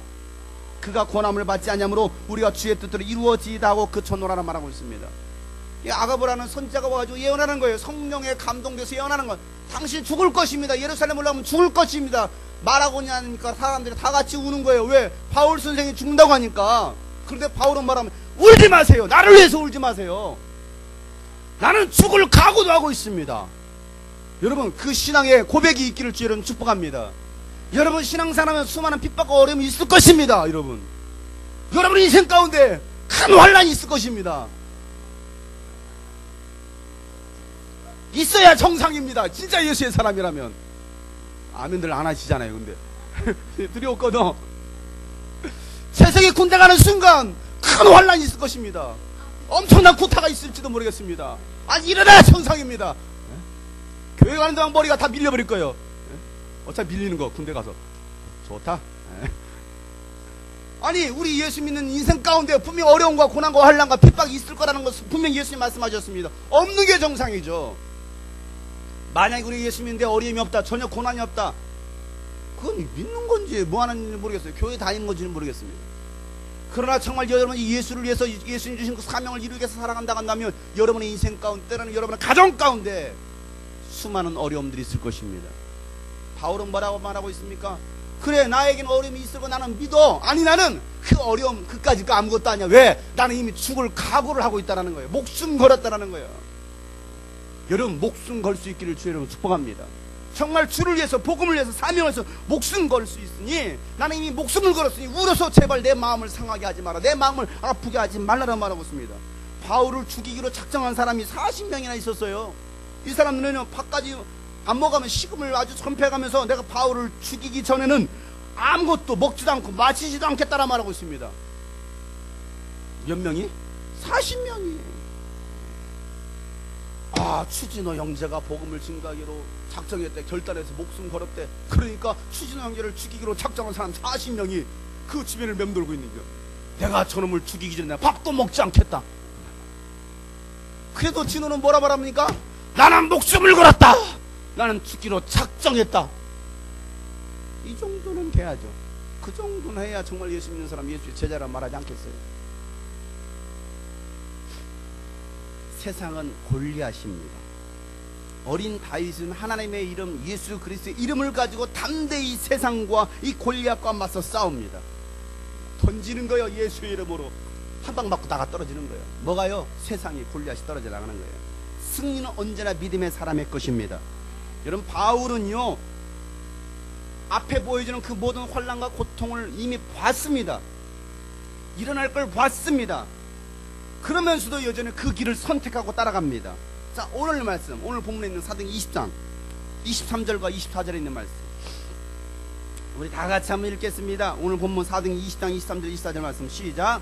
오직 성령이 각성해서 내게 증거하여 결박과 환난이 나를 기다린다 하시나 내가 달려갈 길과 주 예수께 받은 사명 곧 하나님의 은혜의 복음을 증언하는 일을 마치려 하면은 나의 생명조차 조금도 귀한 것으로 여기지 아니하노라라 말하고 있습니다. 오직 성령이 각성해서 내게 증거하여 결박과 환난이 나를 기다린다라고 말하고 있지만 나의 달려갈 길, 내가 달려갈 길과 주 예수께 받은 사명이 있다. 그 사명이 무엇이냐? 하나님의 은혜의 복음을 증거하는 이다. 나는 그 하나님의 은혜의 복음을 증거하는 일에는 나의 생명도 나의 목숨도 조금도 아까워하지 않고 나의 조금도 이 생명을 귀한 것으로 여기지 않는다라고 말하고 있습니다. 과거는 나의 목숨이 나의 생명이 정말 귀한 것이었습니다. 그 목숨을 부지하기 위해서 돈도 벌었습니다. 공부도 했습니다. 그 한 자리 차지하려고 몸부림쳤습니다. 그런데 이제는 하나님의 은혜의 복음 증거하는 일에 영혼을 구원하는 일에 이것이 가장 나에게 소중한 것이기 때문에 이것이 바로 나의 사명이기 때문에 나의 생명을 조금도 귀한 것으로 여기지 않는다라 말하고 있습니다. 이게 바로 바울이 달려갈 길이었습니다. 그리고 그 바울의 그 고백처럼 달려간 길을 살펴보세요.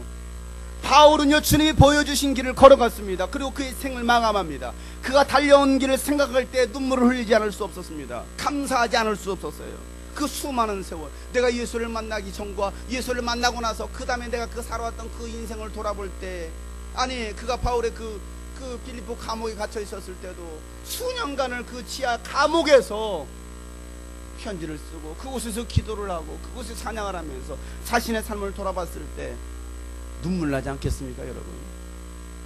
여러분의 인생에 좀 수많은 어려운 고난들을 겪어오는 그 아주 거친 파도 날 향해 와도 주 함께 날아오르리 거친 아닌데 계속 거친 파도 날 향해 와도 주 함께 날아오르리 폭풍 가운데 나의 영혼 잠잠하게 주고 그 인생을 돌아볼 때 은혜와 감사 이 모든 것이 다 무엇이로다? 하나님의 은혜. 그가 고백할 수 있었던 것 그것이었습니다. 이건 나의 나 된 것은 내가 아니야. 이건 하나님의 은혜야. 내 삶을 에워싸는 그 모든 상황들 그 모든 것들을 볼 때 하나님이 함께 하셨구나. 하나님이 도와주셨구나. 그리고 자신이 어떤 길을 걸어왔는지 당당하게 말을 합니다. 여러분 한국에도 800만이 넘는 기독교인들이 살아서 숨쉬고 있습니다. 많은 사람들이 자칭 그리스도인이라고 또 제자라고 말도 합니다. 여러분 그리스도인이라고 차량에 또 성경책도 놓고 다니고 또 스티커도 뒤에 다 물고기 스티커도 다 붙이고 다닙니다. 익투스라고 써있는. 그런데 문제는 정작 그리스도인이 필요한 자리에 그리스도인이 없다라는 사실이에요. 교편은 많이 붙여 있습니다. 집집마다 다 붙여 있습니다. 진짜 그리스도인의 가정은 찾아보기가 힘듭니다. 그리스도인은 예수님처럼 사는 사람이에요. 예수님을 믿는다고 교회를 다닌다고 말만 하는 사람이 아니라 그가 그리스도인이 아니라 진짜 예수님처럼 살아가는 사람. 자칭 그리스도인이라고 말하는 사람들에게 자칭 제자라고 말하는 사람들에게 바울이 이런 사람들을 향해서 아주 한 방을 날리죠. 고린도 후서 11장에 나오는 말씀이에요. 고린도 후서 11장 22절부터 보면 그들이 히브리이냐 나도 그러하며 그들이 이스라엘이냐 나도 그러하다. 그들이 아브라함의 후손이냐 나도 그러하다. 그들이 그리스도의 일꾼이냐 정신없는 말을 하거니와 나는 더욱 그러하다. 야 니들이 유대인이냐 니들이 히브리이냐 나도 그래. 야, 니들이 그리스도인이라고? 니들이 그리스도의 일꾼이라고? 정신 나간 소리 하고 있는 거야. 정신 없는 말을 하는 구다란 말이 무슨 말이야? 정신 나간 사람아. 미친 소리 하지 마. 헛소리 하지 마. 나는 진짜야. 어떻게 그가 그렇게 말할 수 있었겠느냐는 거예요.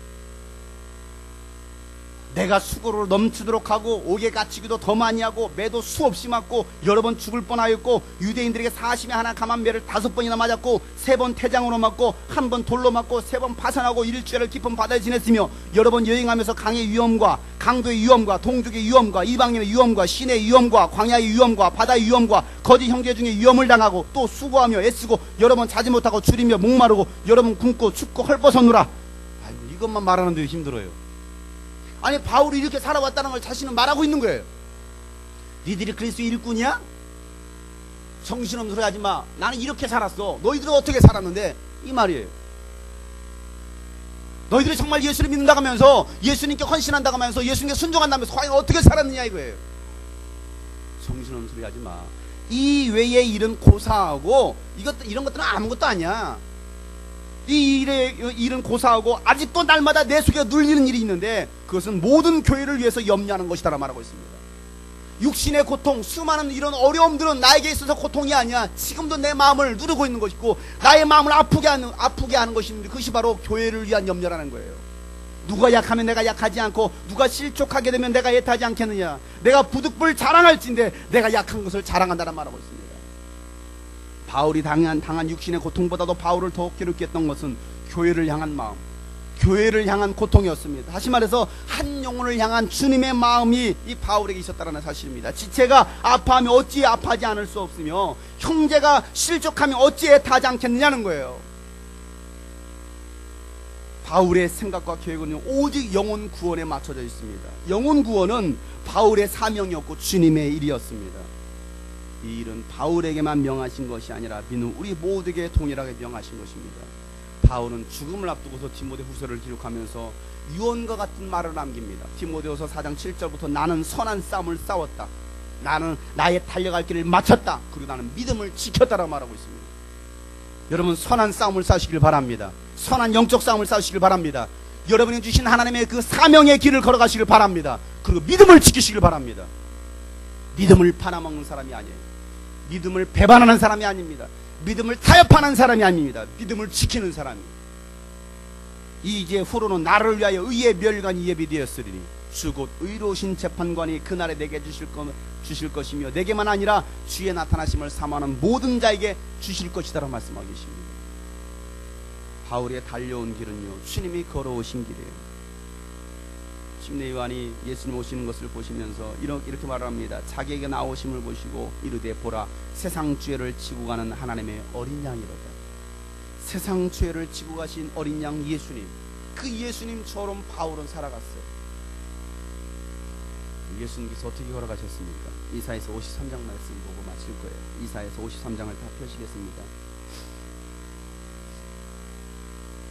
이사야서 53장 1절부터 이 말씀은 이사야가 오실 메시아 예수님을 바라보면서 환상을 보고서 예언했던 말씀입니다. 이사야서 53장 1절부터 우리가 전한 것을 누가 믿었으며 여호와의 팔이 누구에게 나타나니 그는 주 앞에서 자라나기를 연한 순 같고 마른 땅에서 나온 뿌리 같아서 고운 모양도 없고 풍채도 없은즉 우리가 보기에 흘만한 아름다운 곳이 없도다.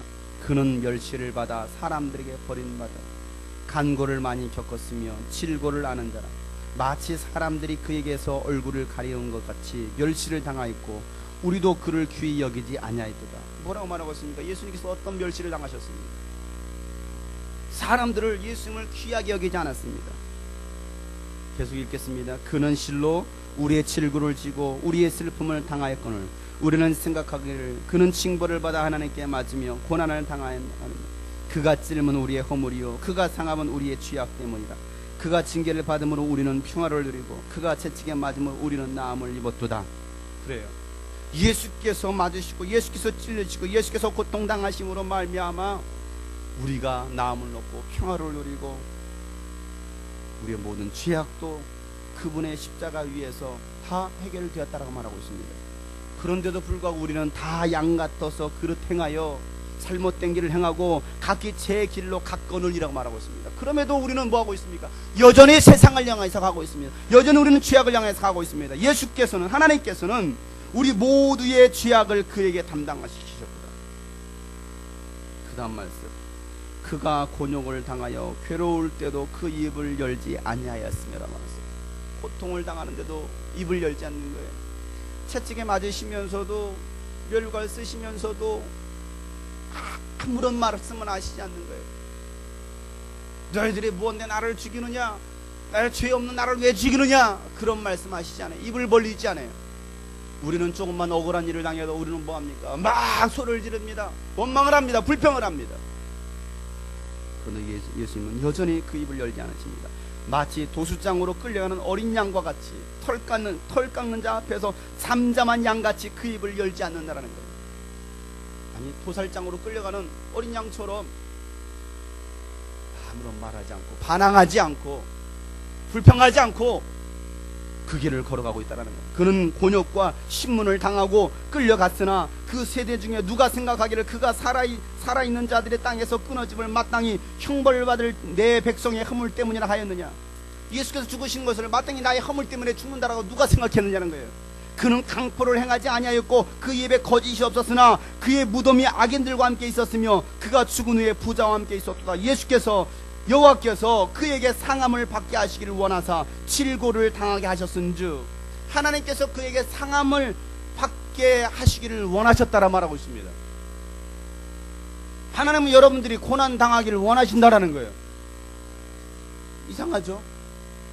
하나님은 여러분들이 예수 믿는 것 때문에 핍박당하기를 원한다라는 거예요. 아니, 어떻게 그러시지? 그의 영혼을 속건제물로 드리기에 이르면 그가 씨를 보게 되며 그의 날은 길 것이고 또 그의 손으로 여호와께서 기뻐하시는 뜻을 성취하리로다 말하고 있습니다. 여러분을 통해서 하나님의 기뻐하시는 뜻이 성취되기를 원하십니다. 그가 자기 영혼에 수고한 것을 보고 만족하게 여길 것이다 말하고 있습니다. 내 영혼에 수고한 것으로 인해서 하나님은 만족하신다는 거예요. 나의 의로운 종이 자기 지식으로 많은 사람을 의롭게 하며 또 그들의 죄악을 친히 담당하리로다. 그러므로 내가 그에게 존귀한 자와 함께 복을 받게 하며 강한 자와 함께 탈취한 것을 나누게 하리라. 여러분, 우리가 그 고난을 넘어갔을 때, 그 수많은 핍박과 어려움들을 넘어갔을 때 존귀한 자와 함께 받을 몫을 우리에게 주신다라고 말씀하십니다. 그가 자기 영혼을 버려 사망에 이르게 하며 범죄자 중에 하나로 헤아림을 받습니다.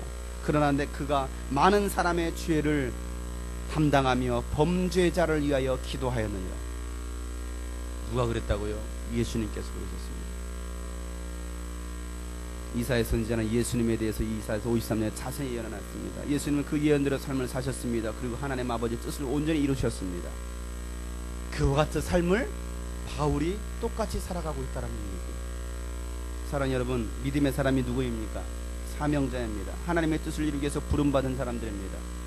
나의 사명을 알아야 돼요. 나의 사명이 없다면 지금까지 방황하며 살았던 것처럼 또다시 방황하며 살아갈 것입니다. 사명이 흐려진다면 여전히 세상의 것들을 잡으려고 오늘도 세상 속에서 헤매다가 그렇게 헤매며 살아가게 될 것입니다. 그러나 여러분 꼭 기억하세요. 사람은 반드시 죽습니다. 죽고 난 다음엔 이 땅에서 어떻게 살았는지에 대한 심판이 있다는 사실, 그 심판을 피할 수 있는 사람은 이 세상에 단 아무도 없습니다. 하나님은 우리가 행한 대로 갚아주시겠다는 말씀하십니다. 사명을 알고 사명을 다해서 살아갈 수 있기를 주 여러분을 축복합니다. 주님을 기쁘시게 하는 삶을 살아가기를 원합니다. 주님 가신 그 길을 따라가기를 원합니다. 그리스도인으로 살아가자는 거예요. 그리스도인답게 살아가자는 것입니다. 오늘 바울은 말합니다. 나의 달려갈 길을 마쳤다라고 말하고 있어요. 나의 달려갈 길이 무엇인지를 분명히 알고 있습니다. 그 길을 위해서, 그 사명자의 길을 위해서 자신의 생명도, 지금까지 가장 존귀하다라고, 가장 귀하다라고 여겼던 그 모든 것들을 다 내려놓고 이제는 그 목숨을 다하여서 그 길을 따라갑니다. 주님 가신 길, 십자가의 길, 외롭고 무거웠던 길, 골고다의 거친 언덕길, 지치신 주님의 음성, 머리에는 가시면류관, 허리에는 굵은 장자우, 손과 발목 다 찔리신 지치신 주님의 모습, 마르는 눈물 타는 목마름, 피로 찌든 십자가 위에 하늘 향해 호소하시는 버림받은 주님의 영혼, 우리의 생명 주께 드리네. 우리의 생명 주께 드리네. 나의 자랑 십자가 일세, 나의 생애 주님 가신 주님 영광 나타내소서. 오 나의 주님 용서하소서. 오 나의 주님 용서하소서. 죄인 위에 고난 받으셨네. 이 세상에 생명 주시기 그렇게도 원하셨던 길. 여러분, 주님 가신 그 길이 있었기 때문에 우리가 구원받을 수가 있었습니다. 바울이 그 길을 갔기 때문에 이방인들까지도 구원할 수가 있었습니다. 우리가 그 길을 간다면 하나님은 우리를 통하여서 하나님의 또 다른 일들을 진행하시게 되실 것입니다. 우리를 통하여서 또 다른 영혼들이 구원받게 될 것입니다. 과연 누가 그 길을 가겠느냐는 거예요. 누가 그 길을 일부러 찾아서 가겠느냐는 거예요. 누가 그 길을 선택하겠느냐는 거예요. 아무도 그 길을 가려고 하지 않습니다. 주님 가신 그 길을, 고난의 길을, 핍박의 길을, 때로는 오해의 길을, 아픔의 길을, 상처의 길을 가려고 하지 않습니다. 아니, 그 십자가를 지려고 하지 않습니다. 누가 그 길을 가겠느냐.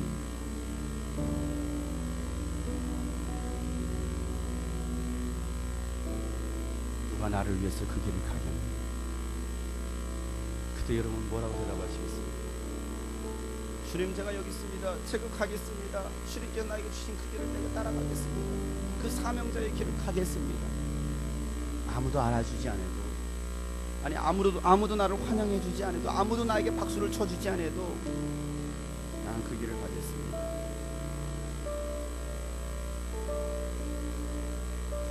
그 길을 일부러 선택하는 사람은 드뭅니다. 그 좁은 길을, 좁은 물 향해서 가는 사람은 드뭅니다. 주님, 꼭 이 길을 가야겠습니까? 돈 벌어서도 얼마든지 주님의 일을 할 수 있고, 다른 일을 통해서도 주님 일을 할 수 있을 텐데, 하나님도 저에게 이 사도행 20장 24절 말씀을 주시고, 그 길, 나를 위해서 한번 그 길 한번 가보지 않겠느냐.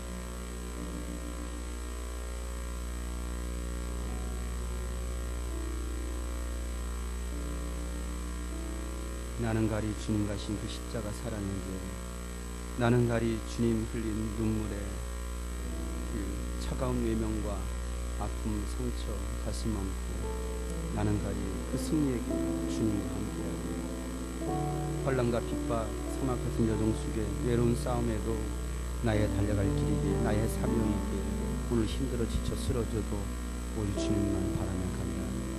그날에 주님 나를 마치리. 주님 다시 오시는 그날에 살아있다 착하고 충성된 종아, 내가 너와 함께하리라. 내가 멸류관 씌워주리라. 약속하신 주님, 내 평생의 주님만 영원히 사랑해. 주님께 영광, 주님께 감사, 주님께 찬양, 오직 주님께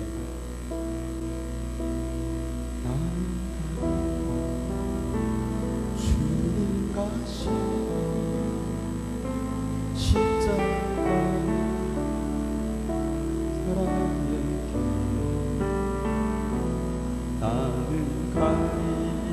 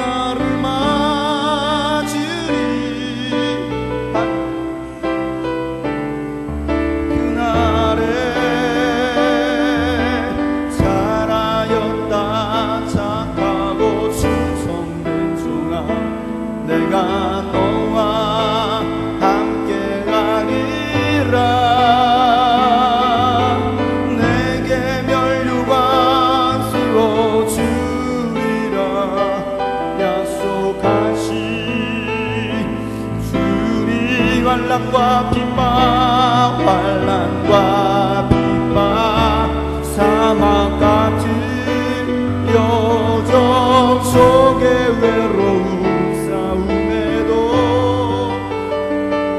나의 달려갈 길이에 나의 사명이기에 오늘 힘들어 지쳐 쓰러져도 오직 주님 바라며 가리라. 주님 나를 맞으리 주님 다시 오시는 그날에 잘하였다 착하고 충성된 종아 내가 너와 함께하리라. 내게 멸류관 씌워주리라 약속한 신 주님.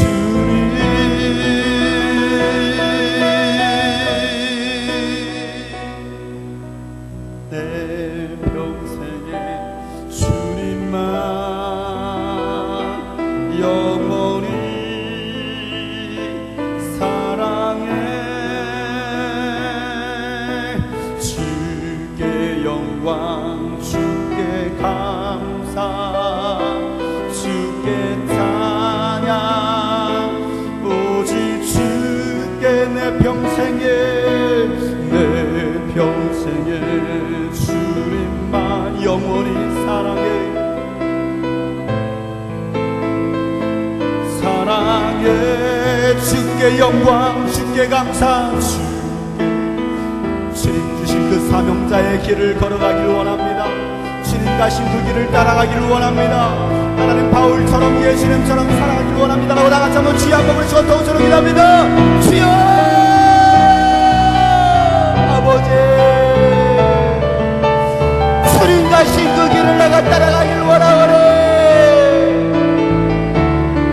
십자가의 길 사명자의 길을 좁은 문으로 좁은 길로 주님 가신 그 길을 따라가기를 원하오니 주여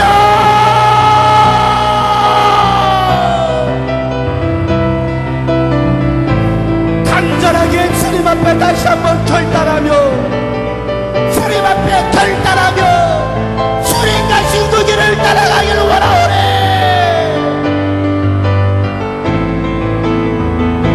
입술로만 그 길을 가는 자들이 아니라 주님 나에게 주시는 그 길을 따라가기를 원합니다. 주님 보여주신 그 길을 따라가기를 원합니다.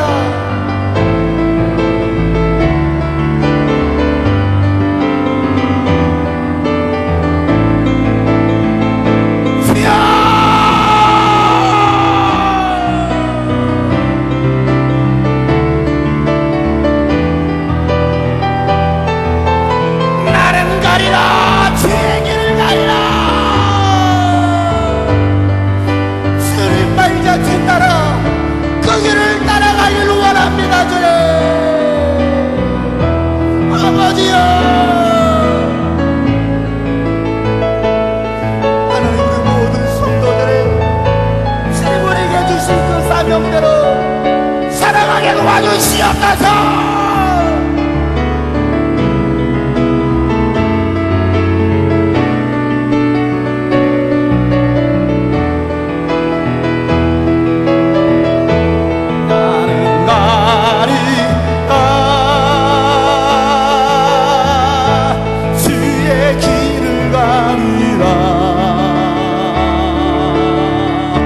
주님 말같이 나라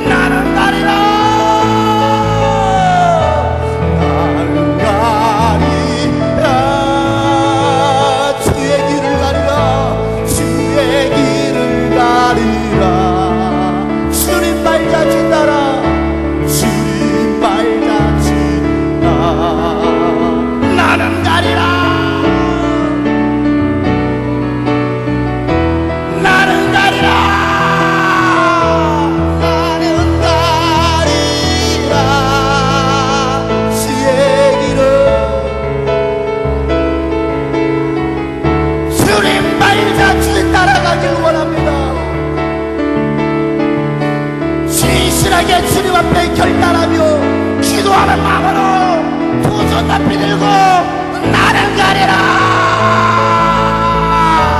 나는 가리라. 주의 길을 가리라. 주님 말자치 따라. 주님 말자치 따라. 나는 가리라. 나는 가리라. 나는 가리라. 주의 길을 가리라. 주님 말자치 따라. 나는 가리라. 비바람이 앞길을 막아도 비바람이 앞길을 막아도 나는 가리. 주의 길을 가리. 눈보라가 앞길을 가려. 눈보라가 앞길을 가려도 나는 가리. 주의 길을 가리. 이 길은 영광의 길. 이 시간 준비한 힘을 하나님께 드리겠습니다. 이 길은 승리의 길. 이 길은 승리. 나를 구원하신 주님이, 나를 구원하신 주 십자가 지고 가신 게 나는 가리라. 나는 가리라. 주의 길을 가리라. 주의 길을 가리라. 주님 말자치 따라. 주님 말자치 따라. 나는 가리라. 나는 가리라. 나는 가. 주의 길을 가리라. 주님 보여주신 사명대로, 주님 보여주신 그 길을 따라가기를 원합니다. 주님 말자치 나는 가. 이 길은 영광의 길. 이 길은 영광. 이 길은 승리의 길. 이 길은 승리의 길. 나를 구원하신, 나를 구원하신 주님이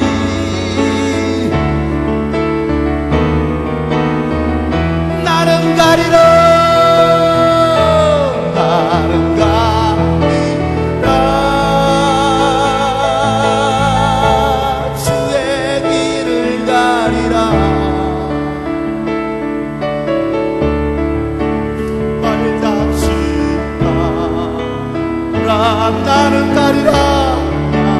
나는 가리라. 나는 가리라. 주의 길을 가리라. 주님 따라가신 그 길을 가기를 원합니다. 주님 가신 그 길을 따라가기를 원합니다. 우리 1분간만 다시 한번 결단하며 동서로 기도합시다. 주여, 아버지의 그 길을 따라가기를 원합니다. 주님, 식어진 열정, 식어진 사명 다시 풀릴 듯 일어나게 도와주시옵소서. 주님만 바라보고 주님만 따라가기를 원합니다.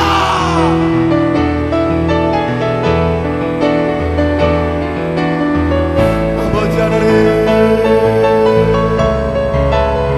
주님 가신 그 길은, 주님 가신 십자가의 길은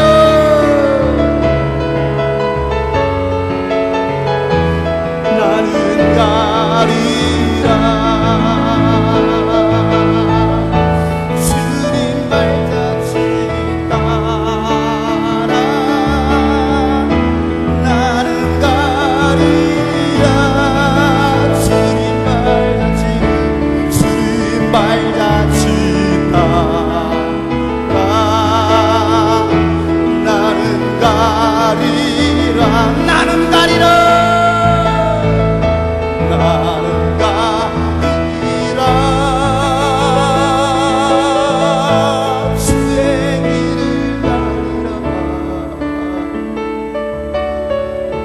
주님 발자취 나는 가리라 나는 가리라 주의 길을 가리라 주님 발자취 따라 나는 가리라 주님 발자취 주님 발자취 따라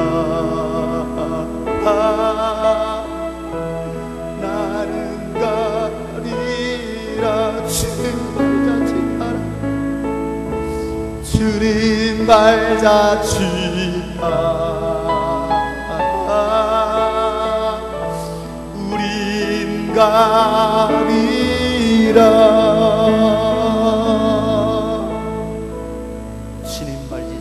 발자취 따라서 사명자의 길로 가기를 원하는 모든 영혼들 가운데 하나님 은혜를 부어 주시옵소서. 하나님의 식어졌던 열정과 사명이 다시 살아나게 도와 주시옵소서. 주님께서 주신 그 사명대로 살아갈 수 있는 우리 모두가 되게 도와 주시옵소서. 바울이 어떠한 삶을 살았습니까? 예수님이 어떠한 삶을 살았는지 하나님 우리가 다시 한 말씀을 통하여서 되새겼습니다. 하나님 우리가 이 말씀대로 또 한 주간도 안 우리 일평생 살아갈 수 있게 도와주시옵소서.